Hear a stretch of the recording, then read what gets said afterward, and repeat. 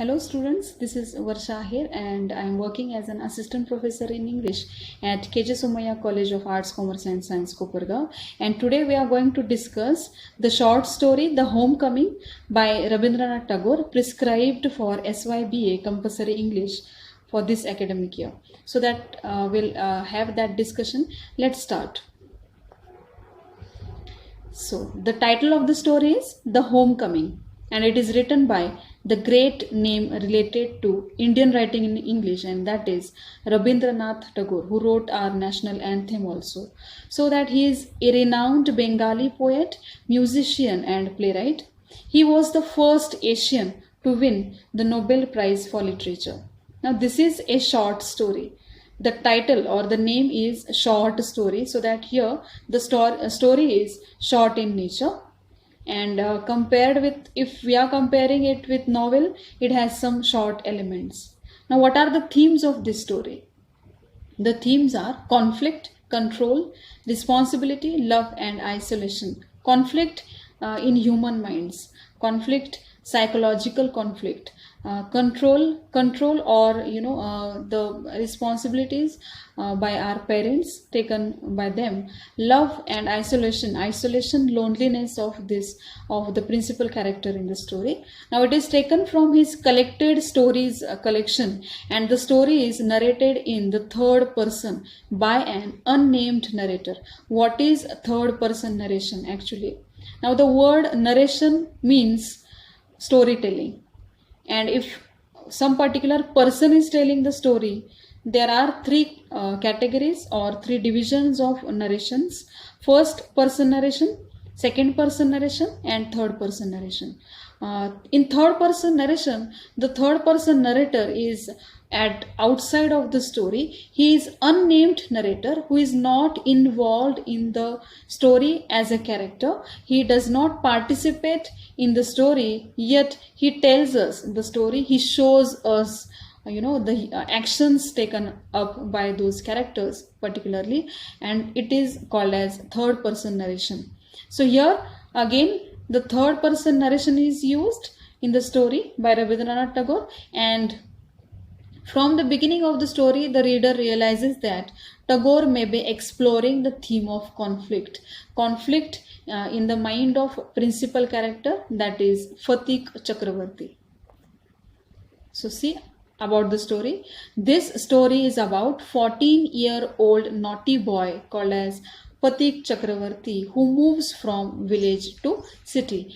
We can divide the story into two parts actually. In the first half of the story, there is a description of village life where Fatik Chakravarti enjoys his village surrounding. He enjoys the free nature, he plays with his friends, and he is also called as a ringleader of his group, and he is shown like he is very happy in his village life or village experiences. Whereas when the story moves into city life, Fatik Chakravarti feels isolated, and he goes through the loneliness, congested atmosphere, and so that he is very sad in the city Calcutta with his uncle Bishambar and his aunt. And so that there are two parts we can say of this story. As he moves from village to city, the story also changes its tone from light to serious. Okay, the story changes its tone from light to serious, and he dislikes his mother's efforts to discipline him. He doesn't like that his mother is taking effort to make him disciplined, make him mannered. As he is a naughty boy, he always pranks on others, and he has that plans, and he troubles others. So that mothers always mothers are always trying to improve their children, and they want them to be mannered and well behaved. So that here this mother also tries to change him, him according to her expectations, but she fails. At start, he is desperate to go to Calcutta to enjoy the city life, but at the end, he craves to go back to home. So that the story is entitled The Homecoming. He wants to go back to his home, so that he has that nostalgic feeling about his home. The story is tragic at the end, where the principal character Fatik suffers with malarial fever and feels isolated.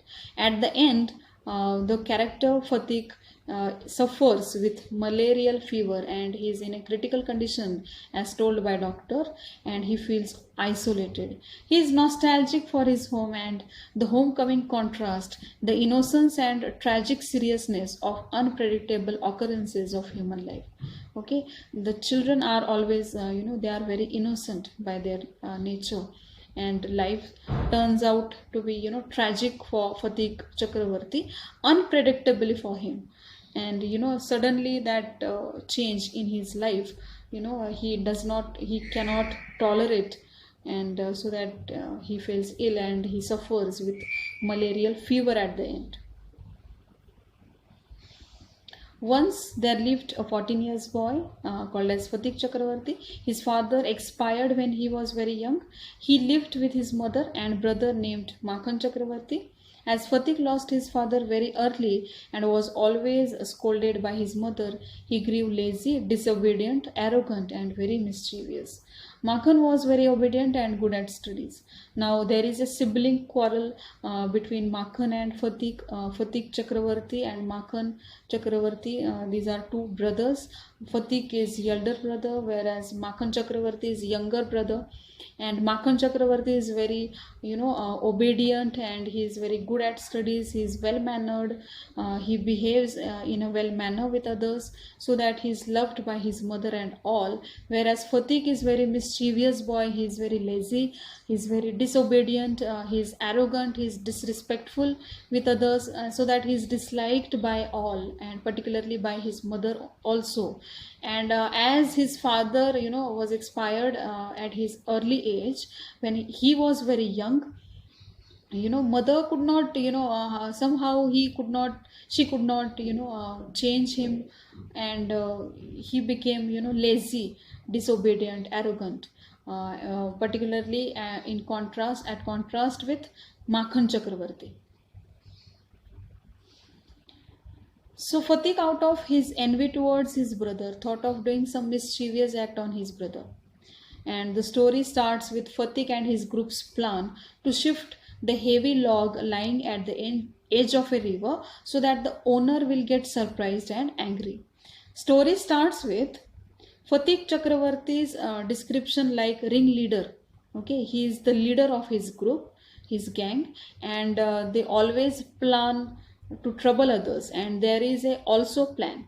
And what is the plan? To shift the heavy log of a wood lying at the edge of a river, so that the owner will get surprised and angry. And that log, it is lying over there to be shaped into mast of a boat.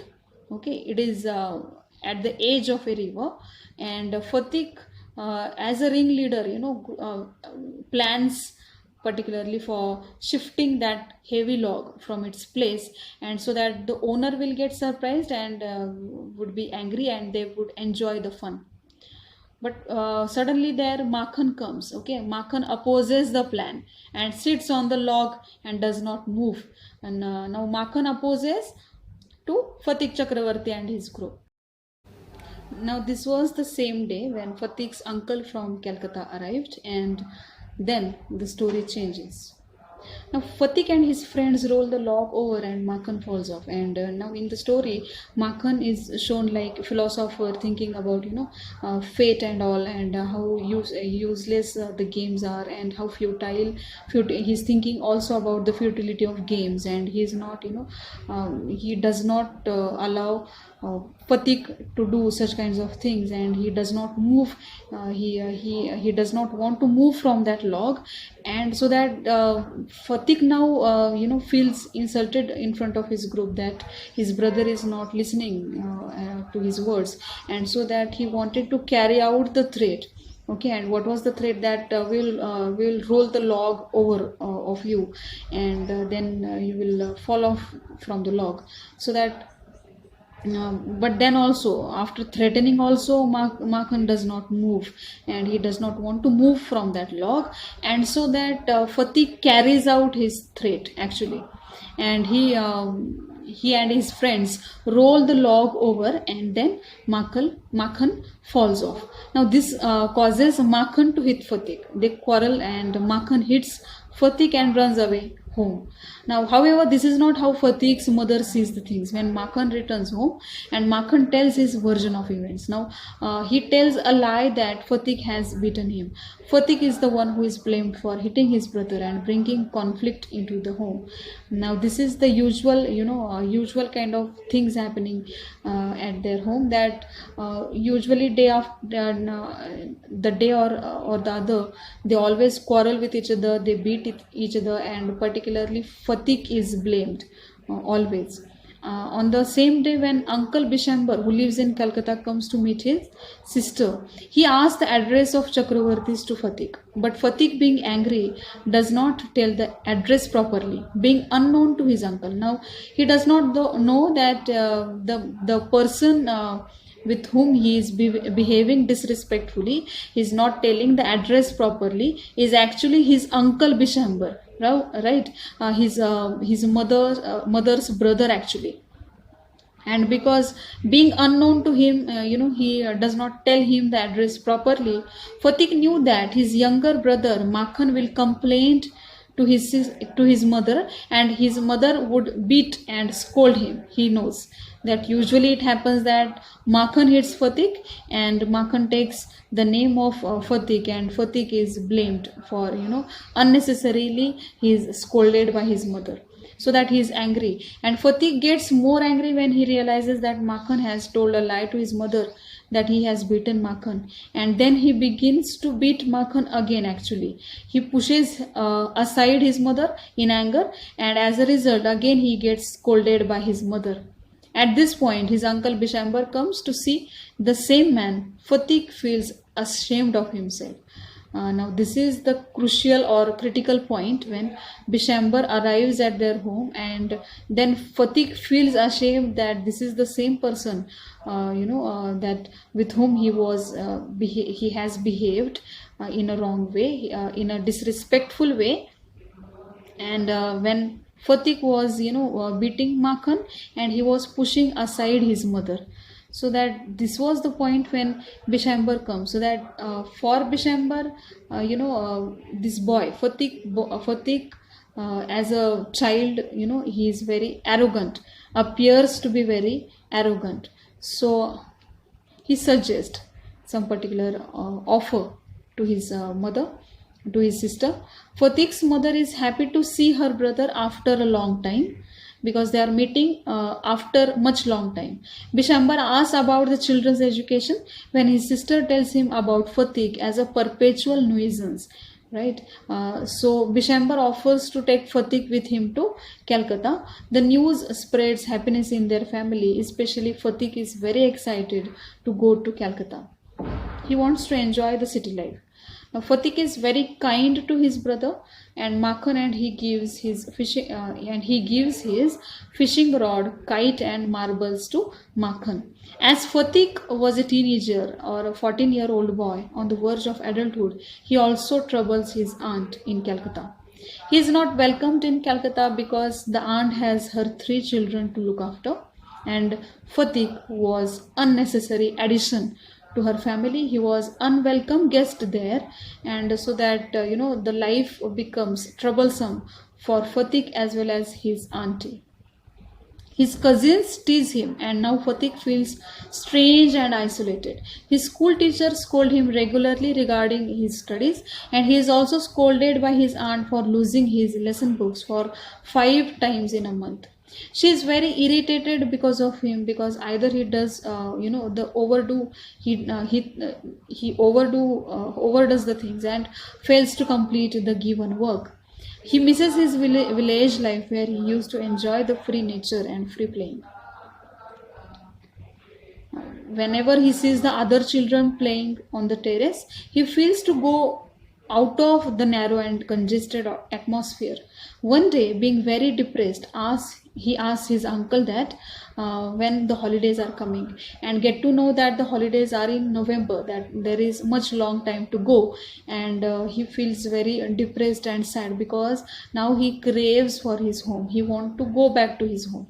And one day he runs away from the home, being badly ill, suffering with malarial fever, to be found nowhere, which caused worry to his uncle Bishamber, because for a whole day he has left his home. And at last uncle calls the police and also sends a letter to Fatik's mother. Now police, after a day's search, come at night with Fatik being unconscious. Bishamber calls doctor, and doctor says Fatik's condition is very critical. Mother comes crying to meet his child, and becomes very sad to see Fatik's condition, who was suffering badly with malarial fever. And in fever he is talking, he is screaming. And the mother becomes very sad to see her child being very in a very critical condition, suffering physically with malarial fever. And the story ends with Fatik's reference to the holidays. Now he thinks that as his mother has come, the holidays have come, and he feels relaxed. Fatik is about to die, but in the story it is not clear that he dies or not. But we can say the end of the story is tragic, because it is a tragic story. And at the end, the principal character Fatik feels very sad. Now the story tells us particular message, and that the message is that we should try to understand children's feelings, and we should not impose or compel them for certain things which are not suitable for them actually, right? Fatik, as a village boy, could not fit himself into the city atmosphere, because he enjoyed that village life very happily, and he was habitual to that, and he could not survive with the narrow and congested atmosphere of city, so that it was unsuitable for him actually. And he was not welcomed by aunt and cousins, even his schoolmates, and so that he feels very depressed in the city. So the village boy does not adjust himself with the city lives, and feels frustrated at the end. Now there are some particular questions to ponder, to think over, and the questions are: comment on the end of the story, compare the village life and city life as experienced by Fatik, and also you can have the questions on Fatik's character, or the questions like draw a character sketch of Fatik Chakravarti, Makhan Chakravarti, Bishamber, his uncle Bishamber, aunt, his mother. And so that all of these questions are important to be ponder over, to ponder over. And so that here we have ended with a discussion of the short story The Homecoming by Rabindranath Tagore, prescribed for SYBA Compulsory English. Thank you.